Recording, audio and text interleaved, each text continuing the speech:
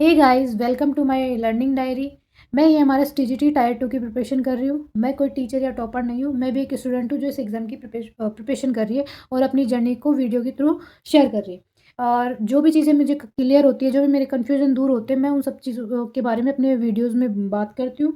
तो आज जो मेरा कन्फ्यूज़न एक दूर हुआ है, उसके बारे में आपको बताऊँगी कि डिस्क्रिप्टिव पेपर में जो सबसे बड़ा कन्फ्यूज़न है, वो ये है कि हम कॉन्सेप्ट को समझें या रटें। सच तो ये है कि दोनों ही ज़रूरी है, लेकिन पर्पज़ अलग है। एमसीक्यू में हमें कॉन्सेप्ट समझना पड़ेगा, कॉन्सेप्ट की क्लियरिटी होनी बहुत ज़रूरी है। बट इसके अपोज़िट डिस्क्रिप्टिव पेपर में हमें स्ट्रक्चर्ड कंटेंट लिखना पड़ता है।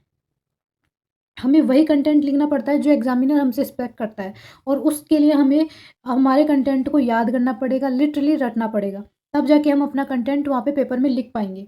तो इसके लिए मैंने एक जो मुझे समझ आया या फिर जिस तरीके से मैं तैयारी कर रही हूँ ना, मैं वो चीज़ें आपको शेयर कर रही हूँ। अगर आप लोगों को सही लगे, समझ आए, तो आप भी इस चीज़ को फ़ॉलो कर सकते हैं। तो सबसे पहले जो मैं कर रही हूँ, मैं ये कर रही हूँ कि जो एनसीईआरटी है 10th क्लास तक की, 10th क्लास की एनसीईआरटी को आपको डीपली पढ़ना है। इससे ऊपर जाने की ज़रूरत नहीं है, इतना इनफ होगा। और इसमें करना क्या है कि जैसे कोई भी एक दिन का आप एक चैप्टर कंप्लीट कर रहे हो, तो उसको कैसे पढ़ना है, एक माइंड में रखना है कि 3 बार आपको रीडिंग करनी है। फर्स्ट टाइम नॉर्मल रीडिंग करो, सेकंड टाइम रीडिंग करते टाइम एक कॉन्सेप्ट को समझो और जो भी कीवर्ड्स हो ना, उसको हाइलाइट करते जाओ। हाइलाइट करते जाओगे, फिर नेक्स्ट टाइम जब आप पढ़ोगे तो आपको सिर्फ़ जो आपने हाइलाइट करे हैं, वही पॉइंट्स आपको रिवाइज़ करने हैं। ठीक है? उसको रिवाइज़ करने के बाद आपको जितने भी कीवर्ड्स हैं, वो याद रहेंगे, माइंड में रहेंगे, तो आप उसके अराउंड अपना आंसर लिख पाओगे, ठीक है? उसके अलावा जितनी हो सके उतनी आंसर राइटिंग प्रैक्टिस करनी है। जितने क्वेश्चन आपको एनसीईआरटी मिलते हैं, उनको लिख-लिख के याद करने हैं और उसके बाद खुद से चेक करो। अब खुद से कैसे चेक करोगे? इसके लिए आप चैट जीपीटी या जेमिनी, मतलब कोई भी एआई जो है उसको यूज़ कर सकते हो। मैं भी यही कर रही हूँ। मैं अपना क्या करती हूँ, मैं अपना आंसर लिखती हूँ, फिर उसकी फ़ोटो क्लिक करके चैट जीपीटी या जेमिनी पे डाल देती हूँ। तो वो मुझे और उसको बोल देती हूँ कि भई इसको ये हमारा टीजीटी के अकॉर्डिंग मुझे बताओ कि इसमें क्या और इम्प्रूव मैं कर सकती हूँ। और वो मुझे सारी चीज़ें बता देता है। तो जो मिस्टेक होती है, मैं उनको उसी पेपर में रेड पेन से लिख लेती हूँ। तो नेक्स्ट और उसके बाद जब वो मेरे पास एक प्रैक्टिस जो डिस्क्रिप्टिव आंसर होता है वो रेडी होता है, तो नेक्स्ट टाइम मैं सिर्फ़ उसी को रिवाइज़ करती हूँ। मतलब कि जैसे हमारा सिलेबस है, कोई टॉपिक है, मान लीजिए हम सॉलिड लिक्विड वाला जो चैप्टर है, चलो आज इसके बारे में बात नहीं करेंगे। केमिकल रिएक्शन वाला जो हमारा यूनिट है, तो इसमें जो मोटा-मोटा है ना कि रासायनिक अभिक्रिया किसे कहते हैं, उसके टाइप्स। अब इससे पूरा आपका पूरी यूनिट कवर हो गई और आप इसको डिस्क्रिप्टिव आंसर में लिखोगे ना, तो आपके से 2 चीज़ें हो जाएँगी। एक तो डिस्क्रिप्टिव में आपको लिखना आ जाएगा, दूसरा आपका ये चैप्टर भी हो जाएगा और आप इससे ना एमसीक्यू भी सॉल्व कर पाओगे। तो आपको ऐसे पढ़ना है, ऐसे ज़्यादा डीप में नहीं जाना है कि आप एक टॉपिक को या फिर कोई जैसे कुछ कोई भी एक रिएक्शन है, उसको बैठ के आप ज़्यादा डीप जाए जा रहे हो, बहुत सारे एग्ज़ाम्पल अपनी याद कर लिए, नहीं।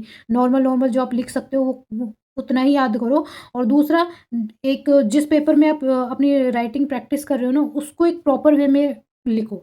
अब वो आपकी मर्ज़ी है कि आप उस राइटिंग प्रैक्टिस कैसे करते हो। मतलब कि आप देख कर लिखते हो या बिना देखे लिखते हो। देखो, क्या होता है कि अगर आप जो भी आपका वो पेज है, जैसे ये पेज है, इसमें आपने किसी टॉपिक को लेके एक कंटेंट लिखा, डिस्क्रिप्टिव आंसर की प्रैक्टिस करी। तो अगर आप देख के लिखो, चाहे बिना देखे लिखो, ये कंटेंट ही आपको दोबारा पढ़ना है, इसी का मल्टी मल्टी टाइम्स आपको रिवाइज़ करना है। तो आप अपने कंटेंट को देख कर लिखो और अच्छे से प्रॉपर तरीके से लिख लो और उसको बार-बार रिवाइज़ करो। रिवाइज़ करने के बाद आप उसको फिर जब एग्ज़ाम टाइम आने लगे ना, तो आप उसको बिना देखे लिखने की प्रैक्टिस करो। देखो, करना क्या है कि आपने पहले कंटेंट देख के लिख लिया, ठीक है? फिर आपने उसको चैट जीपीटी पे डाला कि इसमें और क्या चीज़ें हैं जो मैं इम्प्रूव कर सकती हूँ। जैसे फॉर एग्ज़ाम्पल वो आपको बोल दे कि डायग्राम ऐड करो या ये वाली लाइन ऐड करो। जो भी वो चीज़ें आपको सजेस्ट करे, जो भी मिस्टेक आपको बताए, उसको आपको लिख लेना है। फिर उसी पेज को आपको बार-बार रिवाइज़ करना है। एक तरीके से रटना है और उसको माइंड में याद रखना है, क्योंकि आपको वही चीज़ एज़ इट इज़ आपको एग्ज़ाम में लिख के आनी है। और जो मिस्टेक्स आप कर रहे हो ना, उसको बार-बार रिवाइज़ करो, दोबारा लिखो, फिर कोई लाइन छूट रही है, उसको उसी जो मिस्टेक्स आपसे हो रही है ना, उन्हीं को बार-बार रिवाइज़ करो। इससे क्या होगा कि आपकी प्रैक्टिस बहुत अच्छी हो जाएगी और चीज़ें आपको याद हो जाएँगी। इसके अलावा आप उस पेपर में मतलब जो आप डिस्क्रिप्टिव प्रैक्टिस करोगे उसमें आप क्या-क्या देखोगे, जैसे इंट्रोडक्शन लिखा है कि नहीं लिखा, डायग्राम बनाए नहीं बनाए, या फिर इसमें डायग्राम की नीड है कि नहीं है, और इसको और बेटर बनाने के लिए मैं क्या कर सकता हूँ, कंक्लूज़न है कि नहीं है। ये सारी जो छोटी-छोटी चीज़ें हैं ना, हमें ये सारी हम कैसे खुद से सेल्फ चेक करेंगे, उसके लिए हम चैट जीपीटी का यूज़ कर सकते हैं। ट्रस्ट मी गाइज़, ये बहुत सही ऐप है, बहुत सही है, आपको बहुत ज़्यादा हेल्प करेगा। आप एक बार ट्राई करके ज़रूर देखना। और इसके अलावा ये कि काफ़ी लोग होंगे, जैसे कि मैं हूँ, मुझे डर लग रहा था कि सिलेबस मेरा हो पाएगा कि नहीं हो पाएगा।